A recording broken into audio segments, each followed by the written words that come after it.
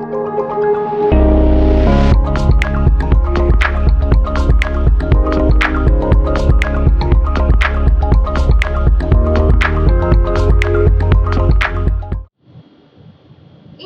Mathematics के syllabus को start करते हैं। हम लोग यूनिट 1 लीनियर अलजेब्रा से टॉपिक को स्टार्ट करेंगे।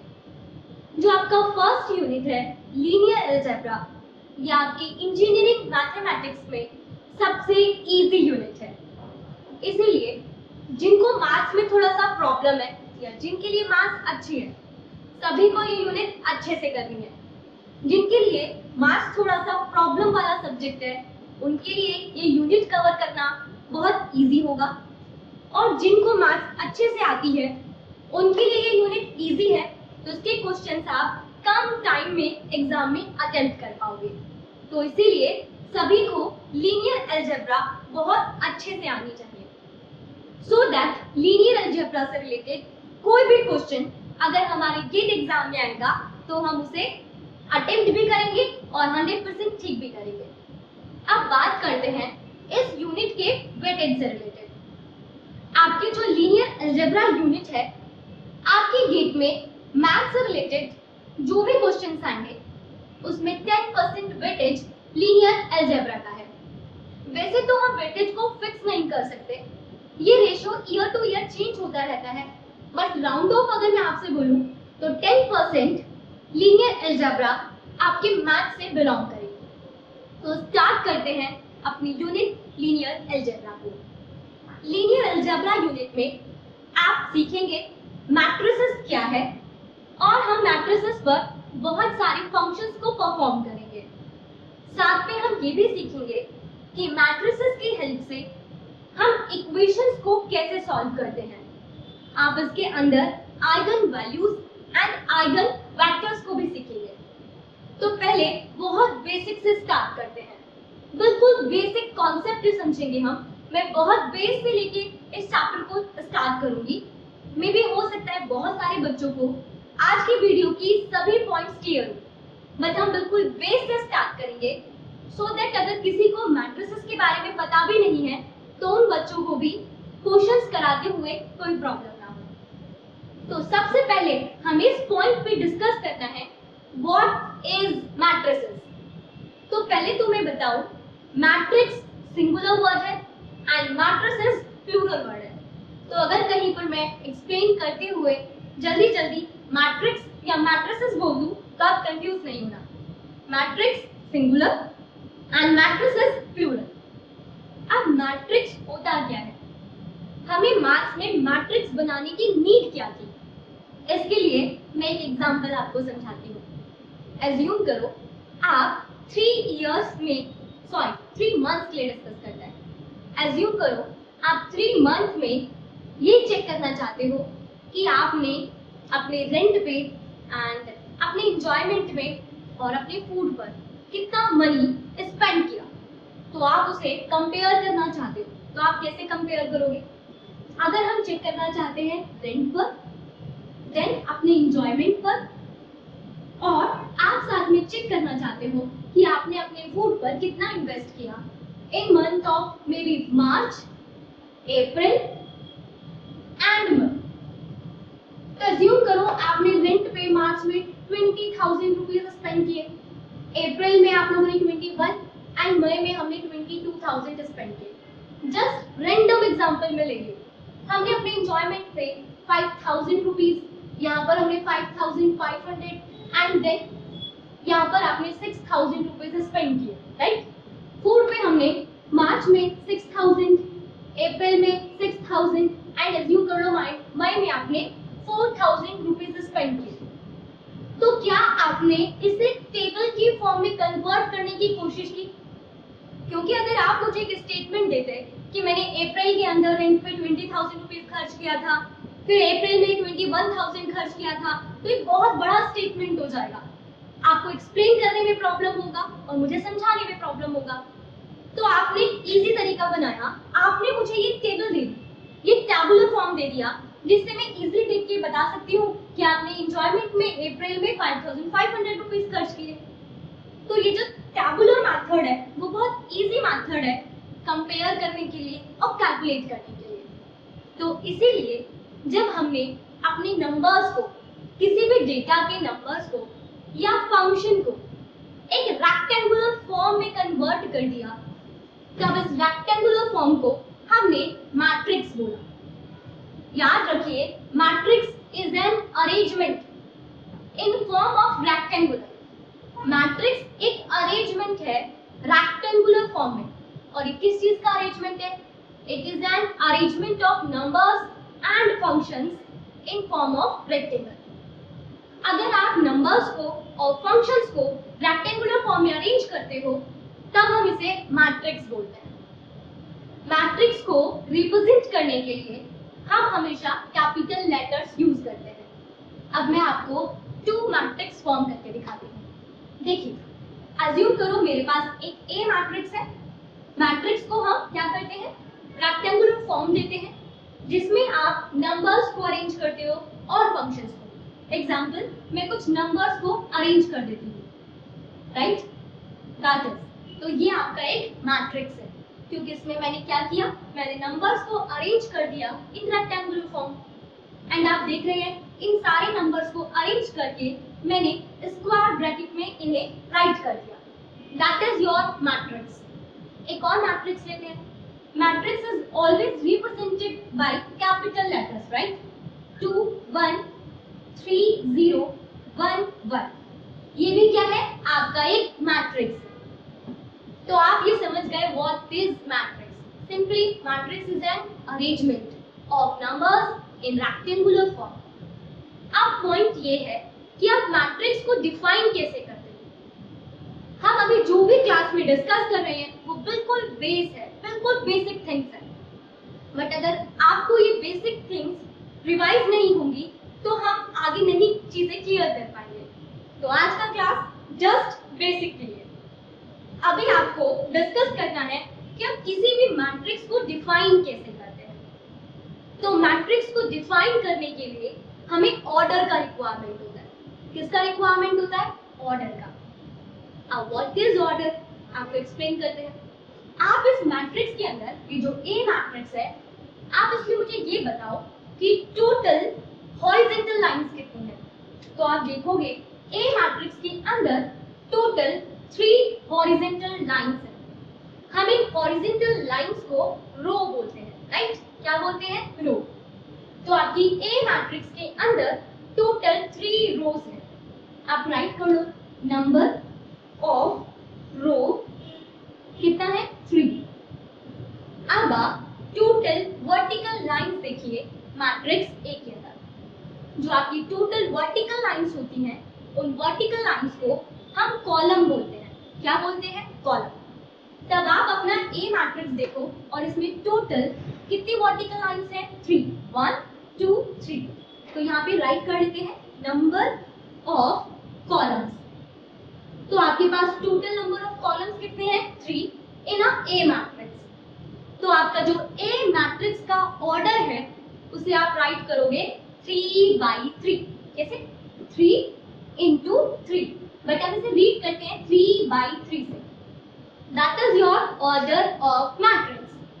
तो order of matrix is equals to number of rows by number of column.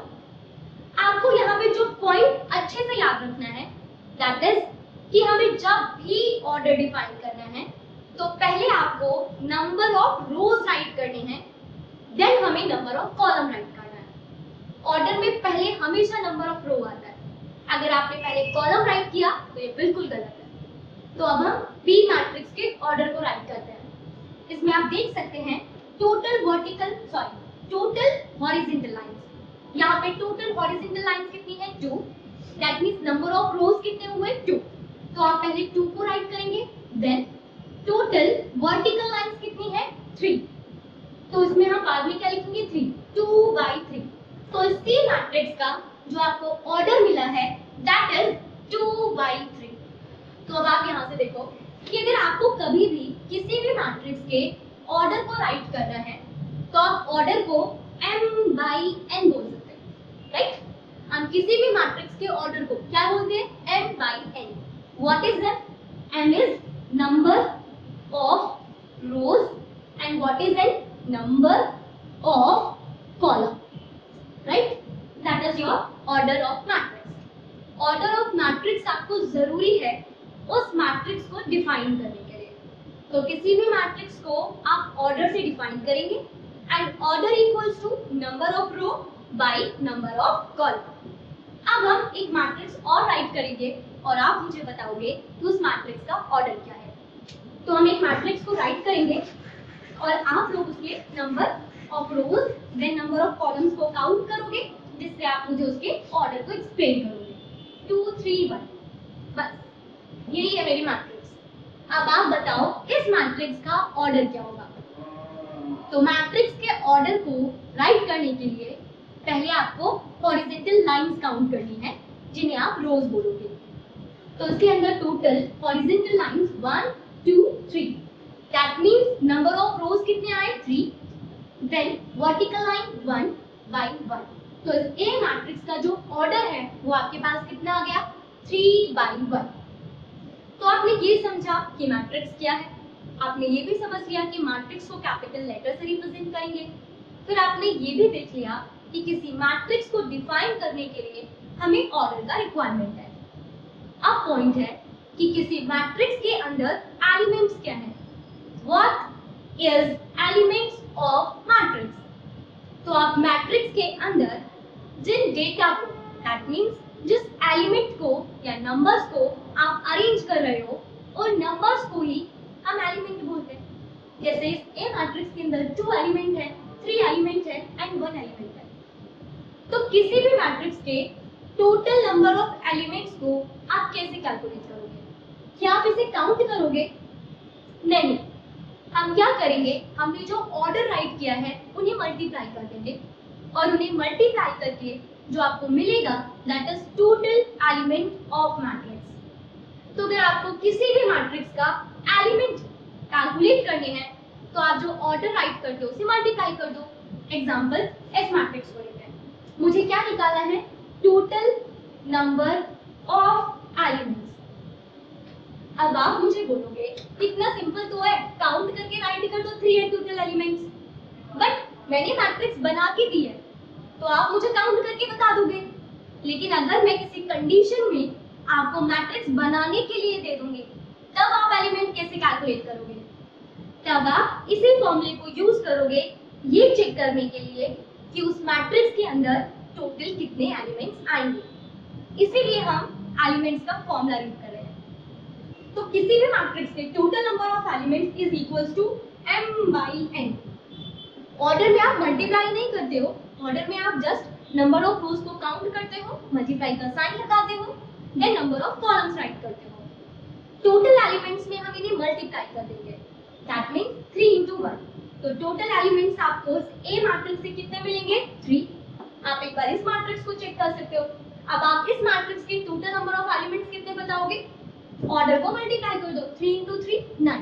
तो आप चेक कर सकते हो कि इस ए मैट्रिक्स में टोटल एलिमेंट्स 9 है. सिमिलरली इस मैट्रिक्स में टोटल नंबर ऑफ एलिमेंट्स कितने होंगे 2 by 3 दैट मींस 6. तो सी मैट्रिक्स के टोटल एलिमेंट्स कितने हो जाएंगे 6. तो ये तो हो गया बिल्कुल basic idea what is matrix, matrix को डिफाइन करना, मैट्रिक्स का ऑर्डर एंड मैट्रिक्स का एलिमेंट. अब हमें इस पॉइंट पे डिस्कस करना है कि किसी मैट्रिक्स के एलिमेंट को आप कैसे रिप्रेजेंट करोगे. तो नेक्स्ट हमारा जो टॉपिक है that is construction of matrix and representation of its element. तो अपने नेक्स्ट टॉपिक को स्टार्ट करते हैं. मैट्रिक्स के एलिमेंट को कैसे रिप्रेजेंट करना है इसके लिए पहले हम एक ए मैट्रिक्स को राइट कर लेते हैं. तो अज्यूम करो कि आपकी एक ए मैट्रिक्स है जिसके एलिमेंट्स हैं 2 3 1 एंड 0.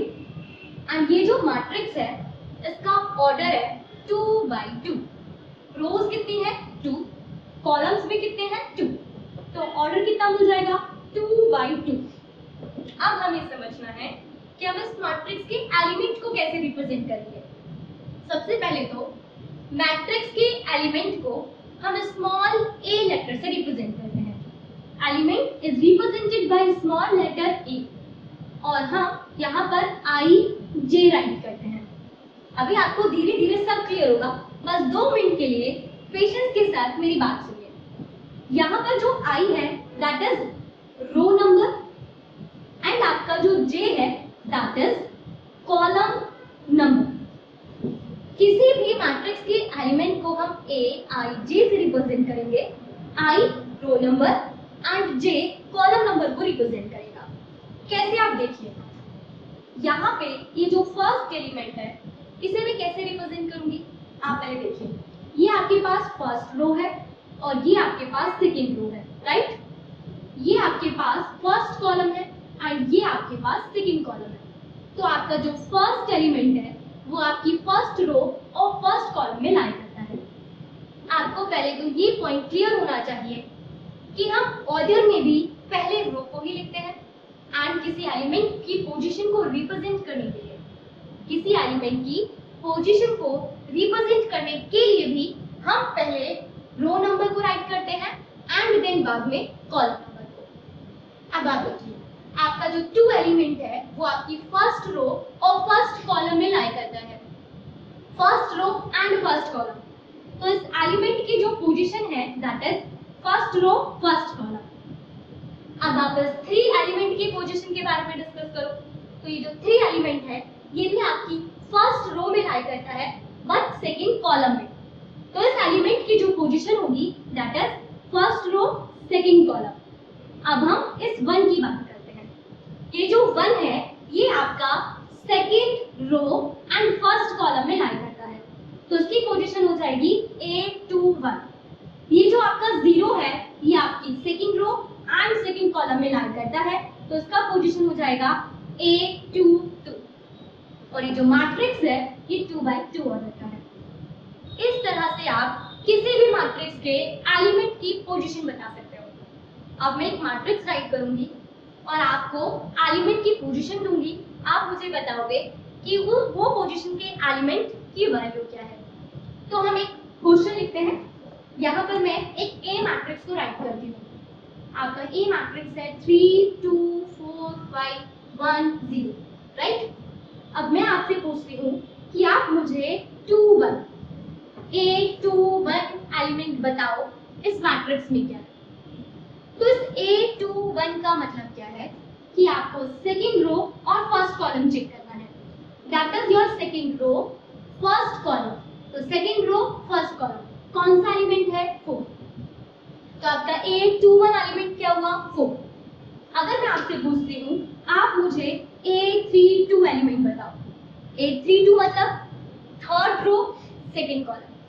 तो थर्ड रो सेकंड कॉलम कौन सा एलिमेंट मिल गया 0। तो आपका A32 एलिमेंट आपको कितना मिलेगा 0। इस तरह से आप किसी भी मैट्रिक्स के एलिमेंट की पोजीशन को रिप्रेजेंट कर सकते हो, या फिर अगर आपसे एलिमेंट पूछा जाए तो आप वो मैट्रिक्स से चेक करके बता सकते हो। अब हम डिस्कस करते हैं कि हम किसी मैट्रिक्स को कैसे कंस्ट्रक्ट कर सकते हैं। तो उसके लिए पहले हम एक क्वेश्चन को राइट करेंगे और उस क्वेश्चन की हेल्प से एक मैट्रिक्स को कंस्ट्रक्ट करेंगे। तो क्वेश्चन को राइट करते हैं।